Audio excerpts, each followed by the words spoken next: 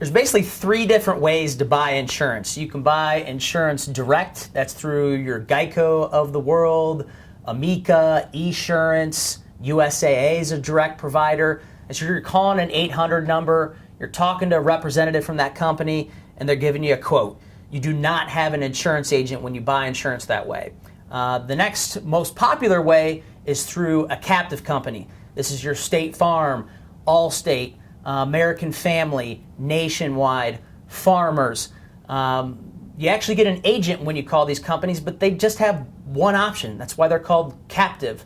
And then there's our way, the independent way. So not only do you get the advantage of having an agent, such as me or Chris here, right. We represent multiple different companies.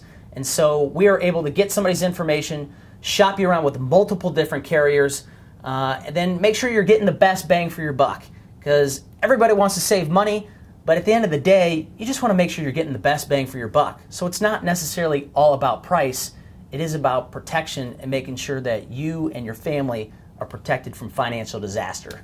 And while we know price is a concern to everybody, you can't get around that. Being independent agents, we have the ability to take price out of the conversation. With the lineup of carriers that we offer, price is no longer a concern because we're always going to be able to find someone who's very competitively priced for you, so you can really focus on what's most important in insurance, at least in our opinion, and that is the protection and the coverage. Like we say all the time, Nick, protecting individuals and families from financial disaster. That's more important to us than price. Right. It's just like when you go to the store and you go to buy a product, there's 5 different things that are all very similar product and they got different price points. Do you always buy the cheapest one? No. Well, sometimes you buy the cheapest one, you take it home, you use it, the thing breaks on you in like 2 days, and then you're kicking yourself because now you got to go back to the store, spend twice as much money, and rebuy the whole thing all over again. And insurance is kind of the same way. When you just make it all about price, you really can strip down what you're actually buying in an insurance product. So I feel like that's a real good comparison there. No, I agree. Yeah, most people, maybe you buy the cheapest, maybe you buy the middle tiered, but at the end of the day, you're going to spend a little bit more money to get a better bang for your buck. Kind of reminds me of my father-in-law. I'm pretty sure he's bought like 5 lawnmowers in the last 10 years because he always buys the cheapest darn lawnmower available, and it breaks after a year or two.